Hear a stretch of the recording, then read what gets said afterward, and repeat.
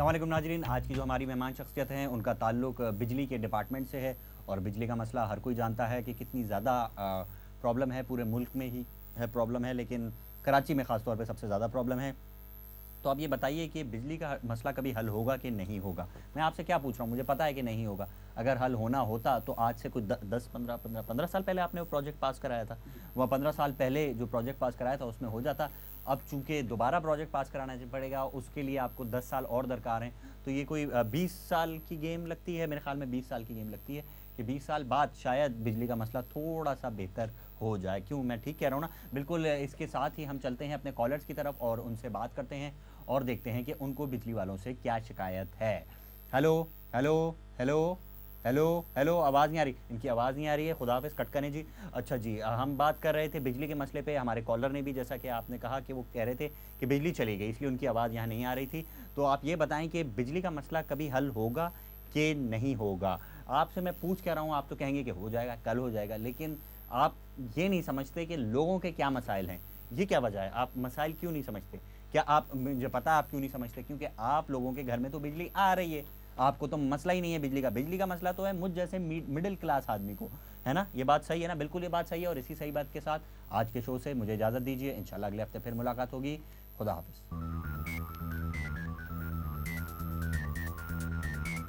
Pop industry तबाही के दहाने पे खड़ी है। पिछले 4 साल में 2 ही सिंगर हिट हुए।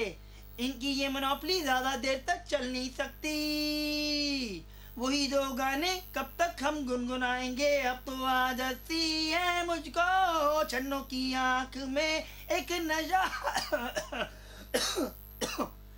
मैं ये गाना इसलिए सुना रहा हूँ क्योंकि मेरे साथ ज्यादती हुई थी। मैंने अपना गाना हाय चीबो बनाया था। हाय चीबो हाय चीबो हाय चीबो हाय चीबो हाय चीबो हाय चीबो। इस गाने को म्यूजिक चैनल्स ने नहीं लगाया। कह रहे थे इस गाने में ग्लैमर नहीं है। आजकल हर लड़का मुंह उठा के गाने बना देता है और फिर इंटरव्यूज में कहता है कि हमारी इंडस्ट्री में बड़ा टैलेंट है। क्या खाक का टैलेंट है? इंडस्ट्री डूब रही है। मुझ जैसे नौजवान और होनहार सिंगर्स को दबाया जा रहा है। इन्हें तबाही के दाने में धकेला जा रहा है। हमारे पास पैसे नहीं है इसलिए हम बड़े सिंगर नहीं बन सकते। जिसके पास पैसे हैं आजकल वही सिंगर बना हुआ है। ना सुर की पहचान है ना ताल की पहचान है। सारे गामा तो दूर की बात, पादा नीसा भी नहीं आता। म्यूजिक इंडस्ट्री की इस तबाही पे हम लेते हैं एक रिपोर्ट आसिफ बाकर की। आसिफ बाकर मजीद रिपोर्ट देते यार, मैं थक गया हूँ बोल बोल के। शुक्रिया बॉबी समी। बॉबी समी को भी गाने का बहुत शौक था। बचपन में इसको नहाने का भी बहुत शौक था, इसीलिए वो बाथरूम सिंगर बन गया। लेकिन हमारी रिपोर्ट तो पॉप इंडस्ट्री के बारे में है। पॉप इंडस्ट्री पॉपाई की तरह एक पॉपकॉर्न बनती जा रही है। हमारे यहाँ के तमाम सिंगर बैरून मुल्क भागने की सोच रहे हैं और बैरून मुल्क वाले तमाम अच्छे हमारे मुल्क के सिंगरों को प्रमोट करके अपने मुल्क की छाप लगा के अपने नाम से आगे बढ़ा देते हैं, जिससे इमेज उनके मुल्क का बनता है और हमारे मुल्क को ठेंगा मिलता है। इसी मुल्क मोहब्बत के साथ पॉप म्यूजिशियंस के इस आखिरी पैगाम के साथ कि वो अब बैरून मुल्क नहीं जाएंगे और यहीं पे काम करेंगे, कैमरामैन मोहम्मद यामीन के साथ, जिस कैमरे पे खमाज शूट हुआ था उस कैमरे के साथ आपका रिपोर्टर सलीम अहमद टिम्मी।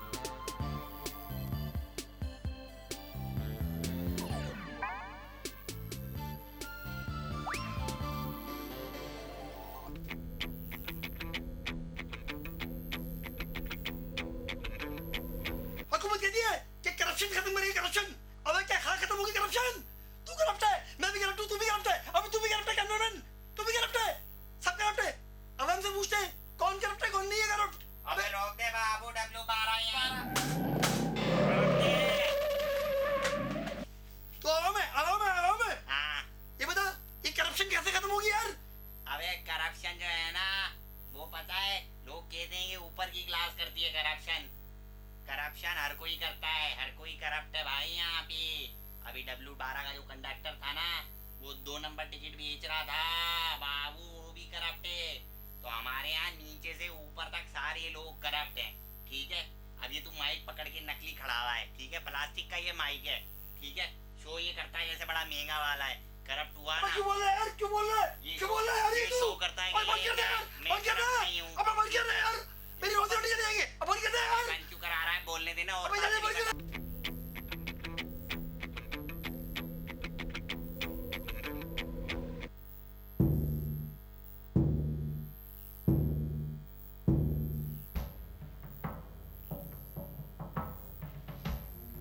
अस्सलामुअलैकुम नाजरीन, नाजिम गायब हो की बेहद कामयाबी के बाद आपका होस्ट सईद बगलोली लेके आया है आपके सामने आपका फेवरेट प्रोग्राम अंपायर हाजिर हो। अस्सलामुअलैकुम सर, कैसे हैं आप? What are you talking about? I'm from Australia. I'm Aussie, mate. What are you talking about? Talk to me in Australian. वाह यू नो वाह। अबे किसको बुला लिया तुम लोगों ने? बोला उर्दू बोलने वाले को बुलाया करो। ये बताओ जो सखर में पानी खड़ा हुआ है वो क्यों खड़ा हुआ है? तुम्हारी हुकूमत है वहाँ पे। No.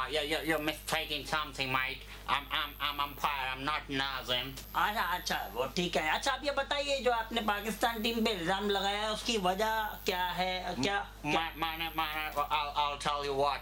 मैंने उनको ऐसे इल्जाम नहीं लगाया, या मैंने उनको गेंद खुरचते देखा भी नहीं था, बट मैंने गेंद देखी थी जो खुरची गई है, ये देख। अबे बावले, ये तो बेसबॉल की बॉल है, क्या कर रहा है तू? हाँ, तो इसी बॉल को तो बेस बना के मैंने ये इल्जाम लगाया, इसलिए बेसबॉल की बेस है, मतलब गेंद है। अच्छा, आप पे जो इल्जामात हैं उसकी एक लंबी फहरिस्त है। पहला इल्जाम आप पे ये है कि आप रेसिस्ट हैं। देखें जी, गोरे और काले का मसला तो अज़ल से है और काफ़ी आगे तक चलेगा।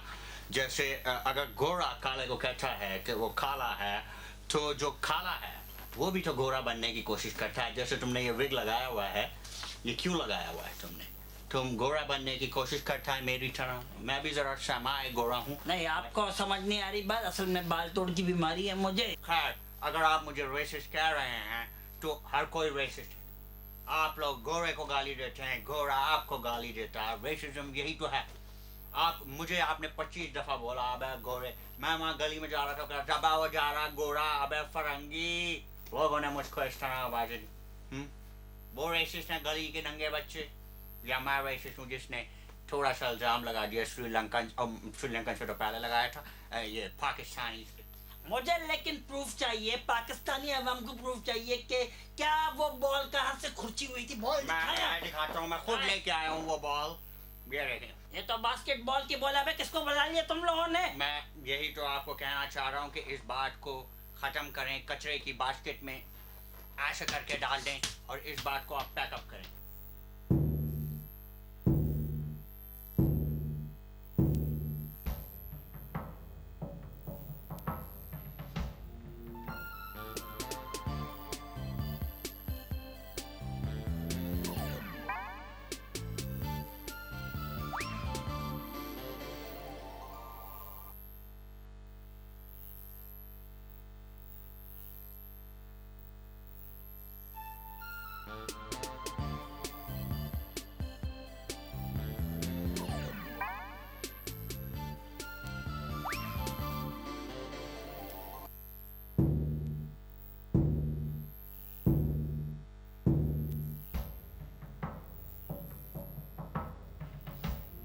अच्छा डरल साहब, आप ये बताइए, ये इल्जाम जो आप पे लगाया जा रहा है कि आप रेसिस्ट हैं, तो आप बताएं आप अंदर से दिल से रेसिस्ट हैं या नहीं, ऊपर ऊपर से बने हुए हैं? नहीं भाई, मैं बिल्कुल अंदर से साफ हूँ, मेरा दिल साफ है। अगर मैं रेसिस्ट होता तो तुम जैसे घटिया काले बदबूदार गरीब मुल्क के गरीब आदमी के साथ बैठ के इंटरव्यू दे रहा होता। कैसे बातें कर रहे हैं यार? आईसीसी नोट कर सकती है आपकी ये जो बात की है आप। नहीं, आईसीसी मेरा कुछ नोट नहीं करती। मेरा नोट जो है वो बहुत बड़ा है आईसीसी से। यानी कि इनके कहने का मतलब ये है कि इन्होंने आईसीसी को नोट से खरीदा है। नहीं जी, मेरे कहने का ये मतलब बिल्कुल नहीं है। एक तो ये 2 नंबरी की बातें करते हैं, अपने इंटरव्यू को मसालेदार बनाने के लिए इस तरह की चीज़ें बनाते हैं, इशूज उठाते हैं ताकि इनका मशहूर हो जाए। ये छोटा सा प्रोग्राम एम्पायर हाजिर हो। खुद भी तो तूने इतने छोटे से मसले को इतना बड़ा बनाया, वो कुछ नहीं है यार। यार मैंने आईसीसी को नहीं खरीदा, मैंने कंप्यूटर की आईसी खरीदी थी, मेरी कंप्यूटर की आईसी उड़ गई थी, वो खरीदी थी। लेकिन आईसीसी एक बड़ा इंटरनेशनल, आप उस पर इस तरह का इल्ज़ाम नहीं लगा सकते, मुझसे इस तरह का सवाल नहीं कर सकते। चले वो तो ठीक है, लेकिन जो आप इल्जामात लगाते हैं उसका कोई फायदा तो होता होगा ना आपको। लोगों का ख्याल है कि मैं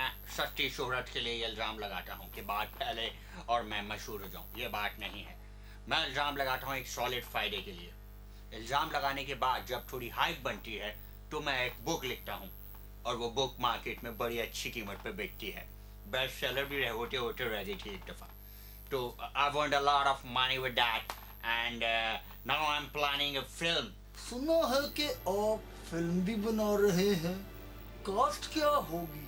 जी हाँ, इस दफ़ा इस मामले को इतनी हाइप मिली है कि I was thinking of making a film on 35mm, so you know it's more money, it's more popularity, और मैं फिल्म के जो क्या कहना चाहिए जो सर्कल है उसमें भी इन हो जाऊंगा। मुझे वैसे लोग कहते हैं औजी में he is very big film, बड़ी फिल्म है ये। असल जिंदगी में इल्जामात और फिल्म में इल्जामात थोड़ा फर्क नहीं है? इल्जामात आप लोग बार बार एक ही इशू लेके आ रहे हैं कि मैंने इल्ज़ाम लगाया और पाकिस्तानियों पे लगाया। सारी दुनिया आप पे इल्ज़ाम लगा रही है। लिक्विड तो आप लेके जा नहीं सकते कहीं मुल्क से बाहर।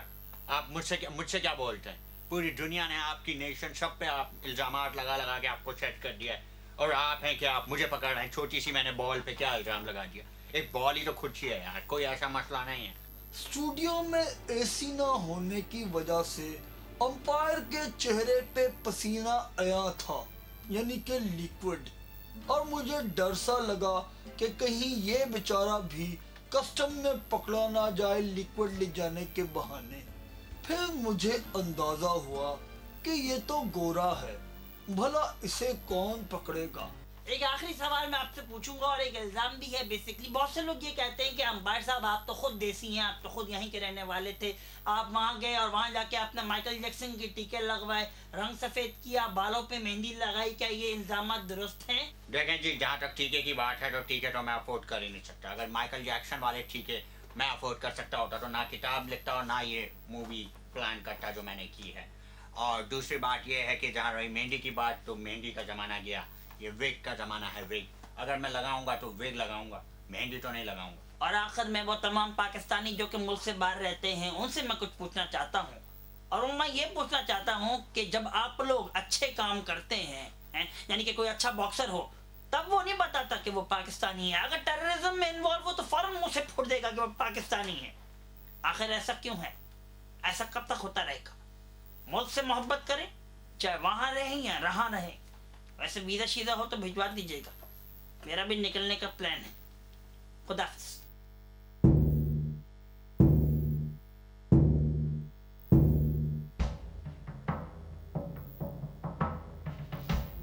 आदाब नाज़रीन, आप देख रहे हैं बिल्कुल नया शो, बिल्कुल मुख्तलिफ, ब्रांड न्यू।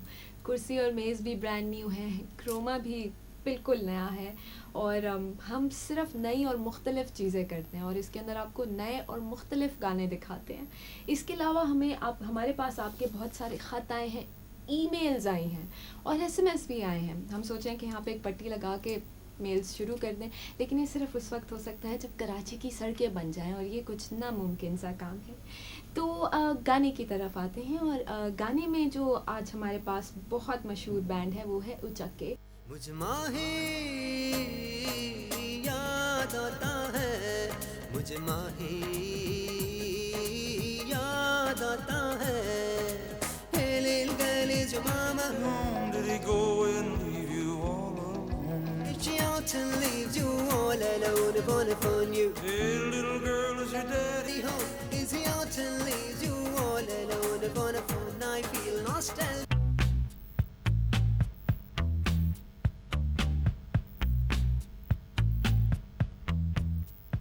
अस्सलामुअलैकुम नाजरीन, फैसल कुरैशी शो के साथ आपका होस्ट फैसल कुरैशी एक दफ़ा फिर हाजिर है।